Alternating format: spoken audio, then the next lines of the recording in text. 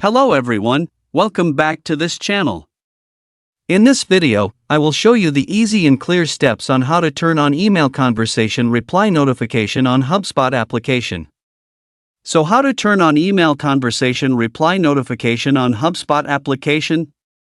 Make sure you keep watching this video until the end. Let's get started right away. Firstly, open the HubSpot app on your Android device. This is the initial screen of the HubSpot app. Next, tap the three-line icon at the top left. Tap Settings menu. Tap Notifications. Tap Chat and Email Conversation.